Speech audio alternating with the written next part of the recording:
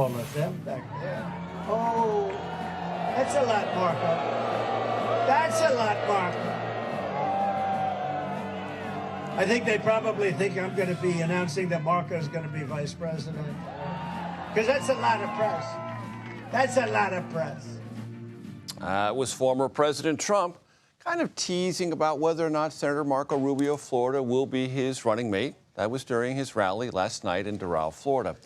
His possible VP pick, well, he also took the stage last night and, not surprisingly, delivered remarks praising Trump, blasting President Biden.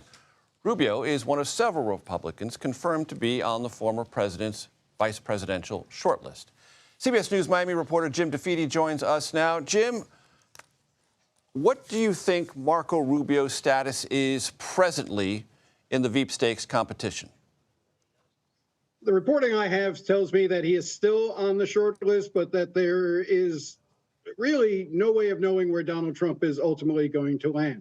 I think there were a lot of people that were hoping the former president would announce at the rally yesterday in Doral. There was a lot of anticipation that that might happen.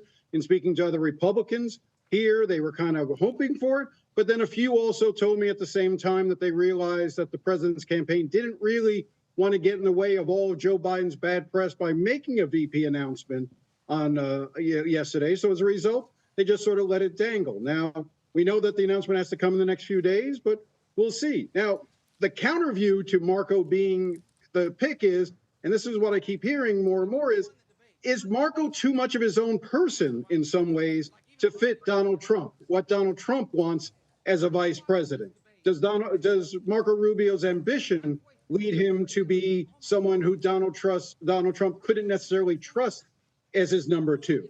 That's one of the things that you hear. Of course, you hear it sometimes from folks from other camps who want to spell that out and sort of put that out there, but that's certainly something of interest. Jim, you are as read in as any reporter in Florida on the history of Florida political figures, those who have worked around them and with them and watched them rise. There's an interesting Venn diagram that overlays between the Trump campaign and Marco Rubio, specifically with Susie Wiles and Tony Fabrizio, correct? Absolutely. You know, you've got particularly Susie Wiles is a big Marco Rubio fan, big Marco Rubio supporter, was involved with Marco from her early days here in Florida. And that is certainly, if Marco Rubio ends up getting picked, Susie Wiles is likely one of the strong reasons for. Now, of course, you know, I know that there is the question of, can you have Donald Trump and Marco Rubio both from the state of Florida?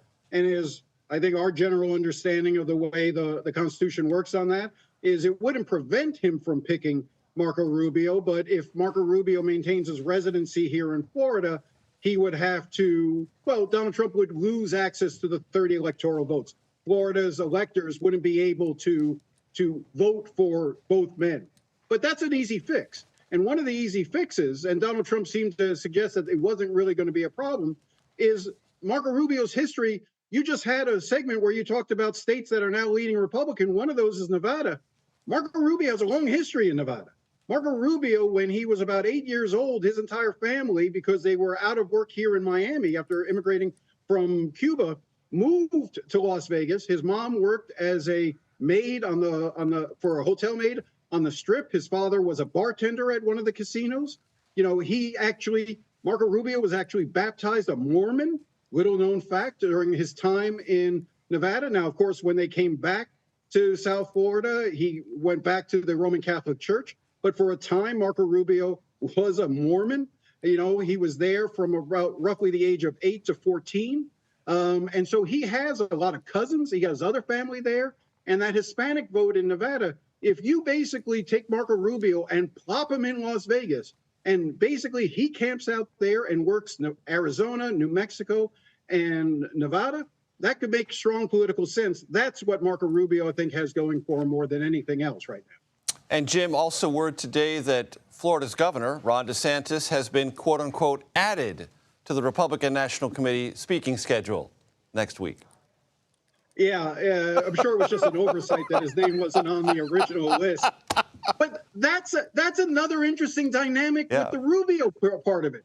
Because if you think about it, if Marco Rubio has to leave the state of Florida and, let's say, go to Nevada or go somewhere else, then it's an open Senate seat. And who does Donald Trump hand the ability to give a Senate seat to? He hands it to Ron DeSantis.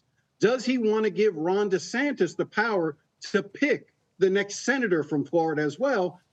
There is so much triangulation here. It's fascinating, but obviously in a few days, by Monday, we'll know for sure who he's picking for VP. But no, we're all going to be paying attention to Ron DeSantis' speech at the convention. I'm sure it'll be lively, and Donald Trump will probably watch and go, yeah, I beat that guy. Yeah, so, whether or not he wants to crown him the future of the party, I'm not sure Donald Trump is ready to give that title over to Ron DeSantis just yet. As you mentioned, Jim DeFede, lots of triangulation. Meanwhile, Donald Trump Jr. keeps telling his dad, very simple with J.D. Vance, Dad, real simple. Jim DeFede in Florida, thanks so very much. Our American Decides team will have special coverage of the Republican National Convention next Monday through Thursday, starting at 5 p.m. Eastern. Stay with us all night and all week long.